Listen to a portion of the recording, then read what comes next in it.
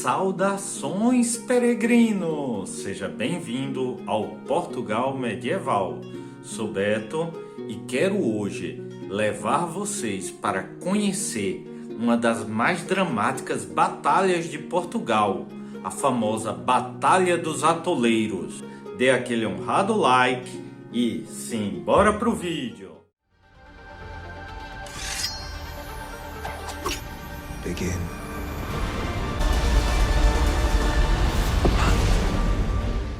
A Batalha dos Atoleiros ocorrera em 6 de abril de 1384 entre as forças portuguesas e castelhanas. Isto se dera durante a chamada crise de 1383 a 1385, quando o então rei de Portugal, Dom Fernando I, falecera sem deixar um filho sucessor, havendo então uma disputa entre o mestre de Avis e Dom João I, rei de Castela, apoiado pela rainha viúva e sogra, Dona Leonor Teles. Personagem esta já mencionado no vídeo da história da família essa. Se não viu, clica aqui para conhecer mais. Olhe, essa Dona Leonor Teles, pensa uma bicha ruim, pior do que a rainha Cersei de Game of Thrones. Olha, tudo que você imaginar que ela podia ter feito, ela fez. Traiu o marido, casou a filha por interesse, tentou tomar a coroa de Portugal, tentou prender o mestre de Avis, fez com que a própria irmã fosse assassinada pelo marido e ainda conseguiu encarcerar Dom João I de Portugal, filho de Inês de Castro com Dom Pedro e possível pretendente ao trono português.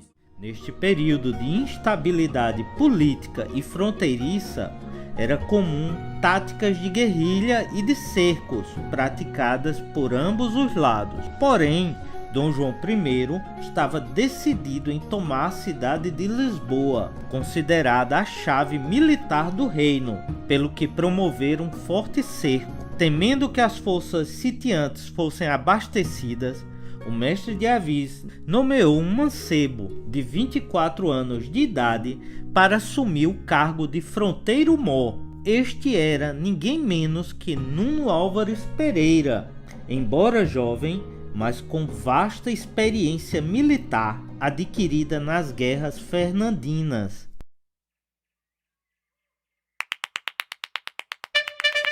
Então, com um comando de 300 cavaleiros e 200 besteiros, sendo dentre eles alguns armígeros e arqueiros ingleses, todos bem experientes e armados para o combate.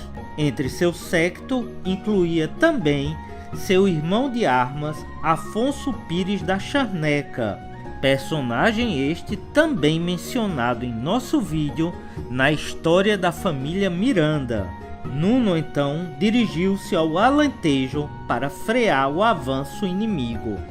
Ao passar por vilas, castelos e comarcas, fora arregimentando cerca de 1000 peões, muitos destes sem experiência militar ou com pouco equipamento de combate. Seu informante já havia alertado que as forças castelhanas somavam mais de 5.000 homens, sendo 2.000 cavaleiros montados e 3.000 armígeros apeados. Muitos historiadores defendem o poder de persuasão e carisma do jovem Nuno Álvares Pereira, face à diferença numérica não ter havido deserção das forças portuguesas. Dizem que seus discursos de motivação inflamavam os homens por um amor à pátria, à liberdade e a Deus. Que amam nesta bela terra, eu peço que resistam, homens do Ocidente!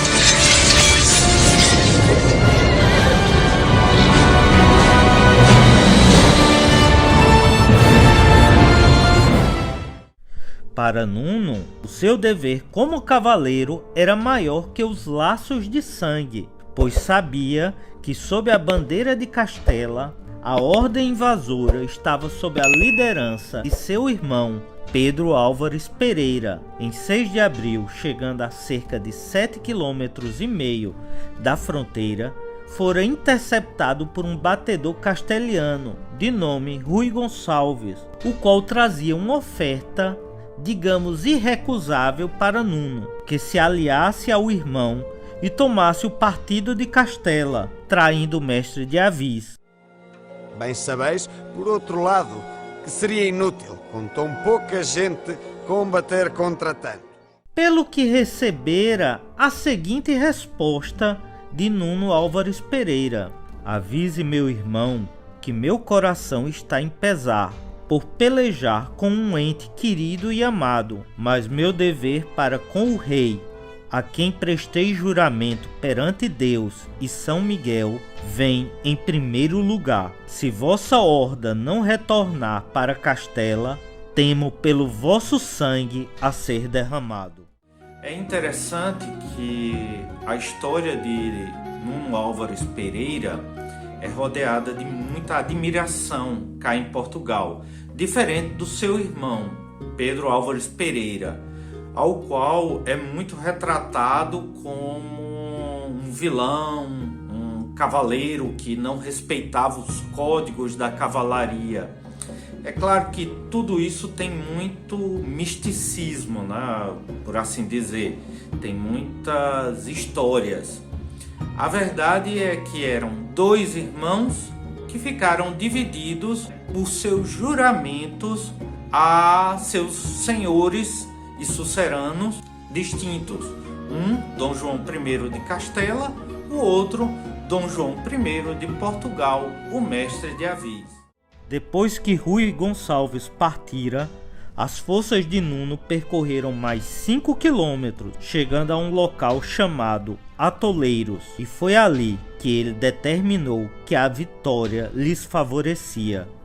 Muitos estrategistas defendem que aquele que escolhe o campo de batalha tem a vantagem sobre o oponente, e foi o que acontecera. O terreno ali era irregular, ficando as forças portuguesas localizadas no ponto mais alto do cabeço. Mais abaixo havia um pequeno rio e a área estava totalmente encharcada e enlameada face às chuvas de abril, seus flancos protegidos pela vegetação. Nuno já conhecia as estratégias militares de seu oponente e sabia que a primeira onda de ataque seria pela cavalaria pesada. O rio não seria suficiente para pará-los, mas iria frear a força da carga inimiga. Desta maneira, determinou que a luta seria ali e ordenou que todos os cavaleiros apeassem, pois lutariam desmontados. A seguir, fez um discurso para enaltecer o espírito de luta de seus homens. Que defenderei a terra que me criou, e para terdes a certeza de que assim é, eu vos prometo que com a ajuda de Deus serei o primeiro a iniciar o combate.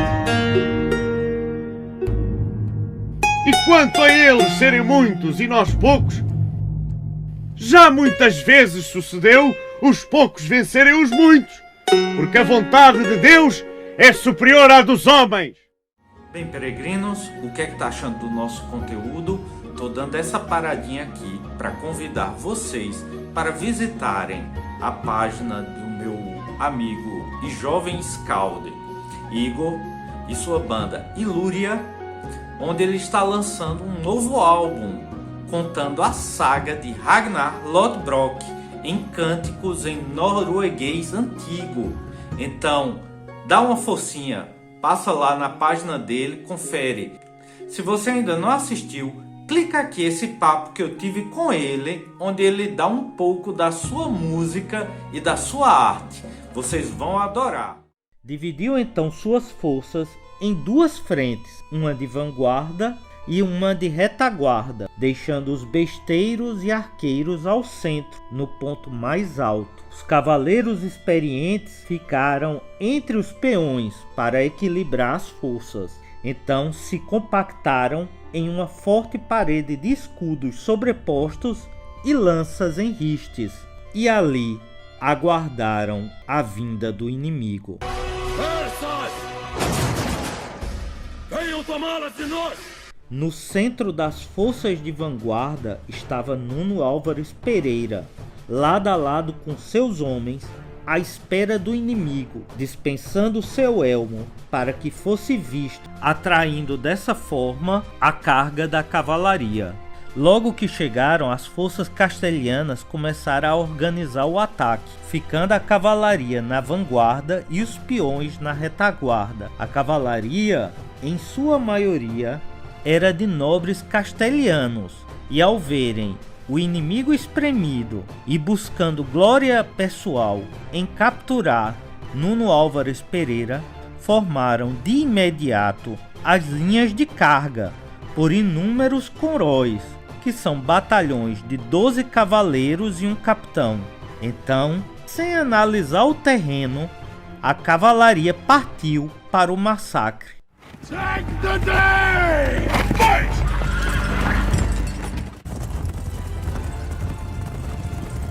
Lê do engano. Ao chegarem na linha de alcance, foram recebidos por uma saraivada de flechas, virotes, fundas e dardos, derrubando cavaleiros e montarias no terreno pantanoso.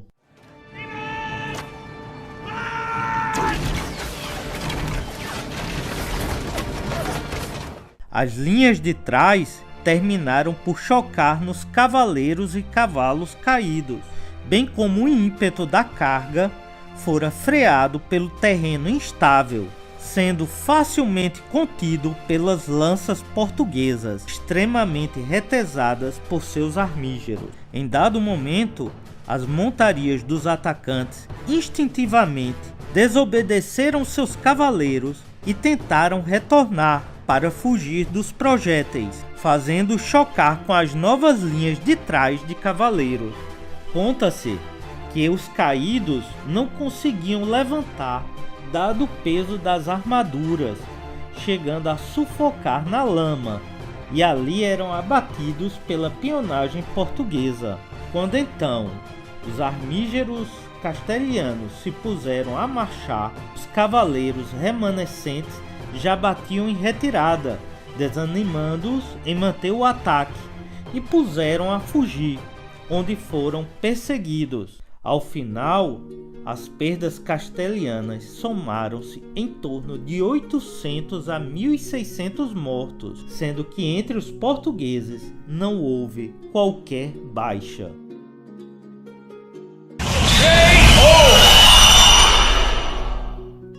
O que é que podemos aprender com a estratégia de Nuno Álvares Pereira, peregrino? Conhecer o oponente, o local, motivar e manter a disciplina dos seus comandados sobrepõe a superioridade numérica de qualquer exército. Tal batalha foi a primeira grande vitória para os portugueses, cuja conclusão seria no campo de Aljubarrota, onde Nuno Álvares Pereira se encontraria novamente com seu irmão para o último duelo.